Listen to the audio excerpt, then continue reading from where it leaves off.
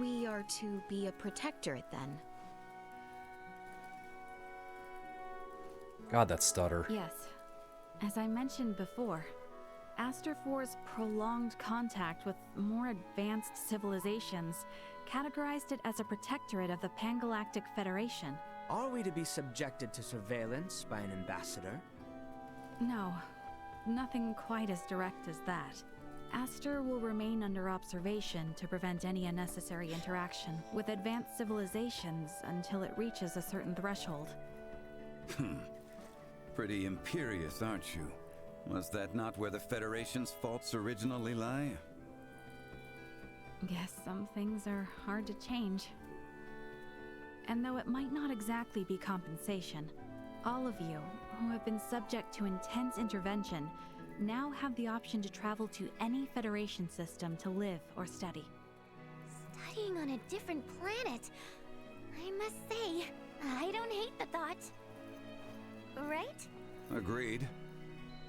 But I must refuse. I vowed to attend to tasks on this planet using mine own strength.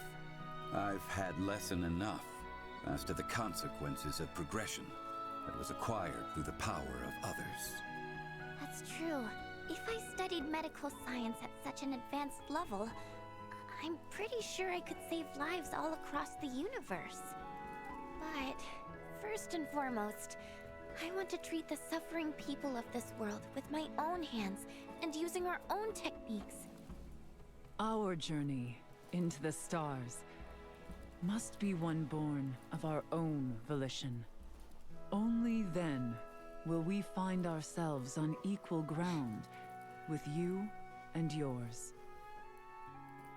I see. You know, you're probably right. Does the Underdeveloped Planet Preservation Pact restrict us from assembling together like this? Is this the last time we'll ever see one another? Well, I can't speak for Marielle, but Elena and I aren't bound by Federation laws. We can come and go whenever we want. Veer will play a critical role in the Federation's investigation of the Scorpium for sure. Which means there will be times when we will need to contact Colonel Valange and Lieutenant Lola here on Aster. Which should mean that I can see all of you again, so long as I avoid contact with anyone else. That is news I am relieved to hear. Gathering together is the best way for me to share in the experiences of my non-Scorpion companions. Yeah, I mean, if it were up to me, I'd set up a branch of Lawrence Logistics right here in Osiris, and that would let us see as much or as little of each other as we could ever want. Now is a time for restraint. Surely, the events here have opened your eyes to the importance of the Federation's Underdeveloped Planet Preservation Pact. Yeah, I get it. But come on, you gotta at least see how hard that is on a personal level. Don't be so uptight. I say this with respect to the positions of both Elena and Marielle. But, from my own view, I fail to find fault in Raymond's suggestion. Wow, Albie. Can't say I expected that coming from you. Spare me. I simply speak for us all. I wonder if my ancestors also felt the same way long ago.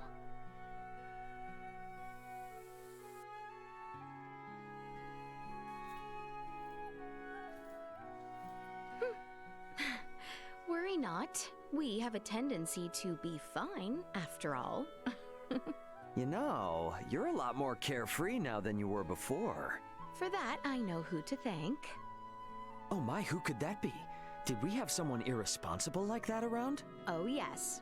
At hand, I might say. Oh yeah? Well... we both got jobs to do, right? More than I care for, indeed. If only some god would show up and free us all from the burdens of work life so we could just kick back and have fun. Says the man bound to place his burdens on the shoulders of poor Chloe and Elena. Hey, I've become crazy capable after all this. I'm sure they feel like they can just relax and enjoy the ride. You are free to believe whatever you want. Ray? Okay, let's leave it at that. Ray, this is the Aldous.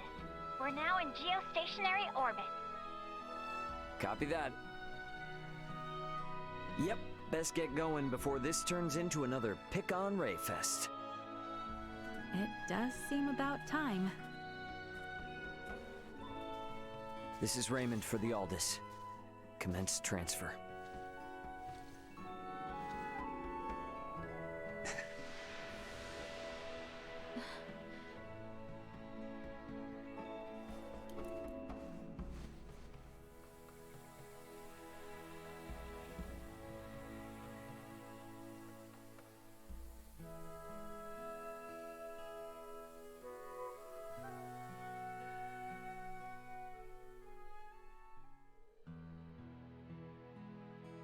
(583).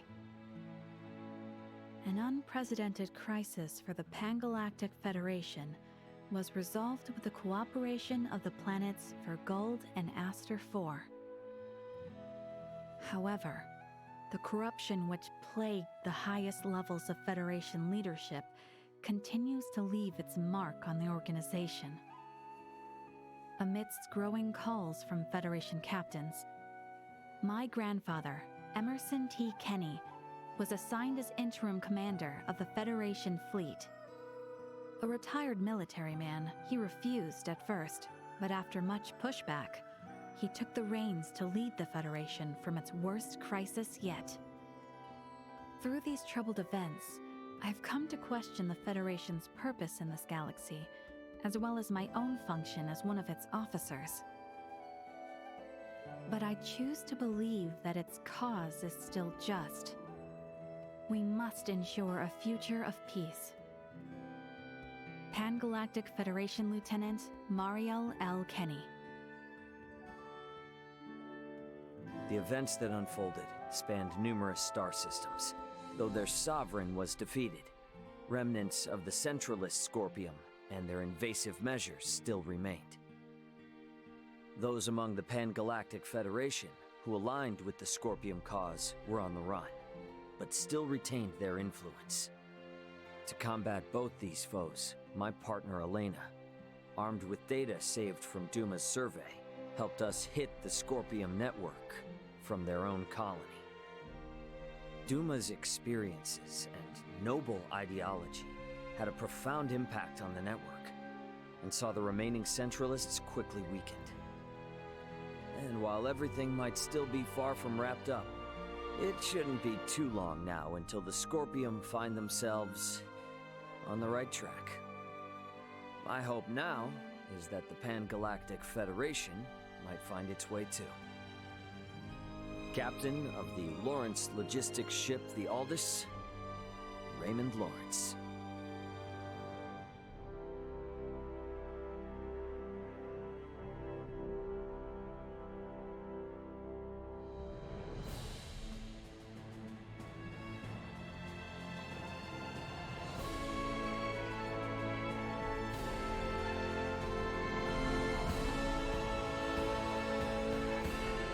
I'm afraid to skip the credits.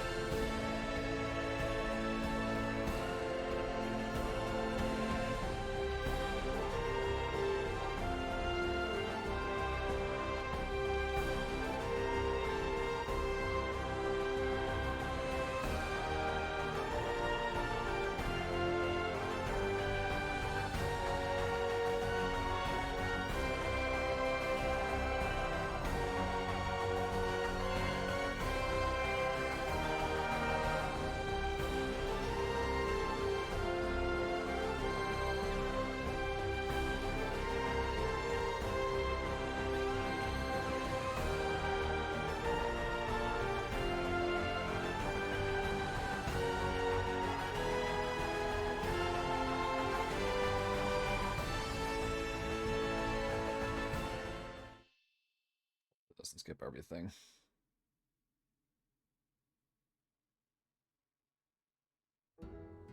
Hang on a hot second now.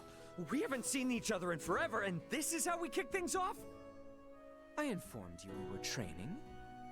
Sure, yeah, training. You didn't say a word about kicking things into overdrive like this. I have deemed as much to be necessary. And we will continue as such until you present yourself as, at bare minimum, the greatest fighter in the kingdom. The greatest what? In the where now? Come on, cut me some slack here. At least tell me what this is all about. I heard you came bearing gifts for Maester Midas on your prior visit. Yeah, just some coffee from Earth he asked for. That shouldn't cause any trouble for things on your planet here, though. Her Highness and Nina found out. And? The two caused quite the scene before him, lamenting how unfair it was to them. They wanted gifts too. They are in uproar.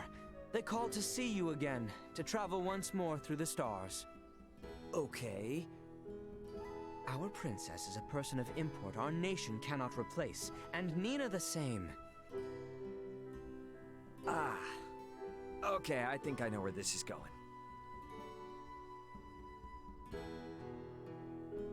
If you are to take them with you into the stars, prove yourself here and now. Convince me I can entrust them into your hands. Bingo. Got it. I figured it was something like that. My chakram are much more swift than your cowardly feet.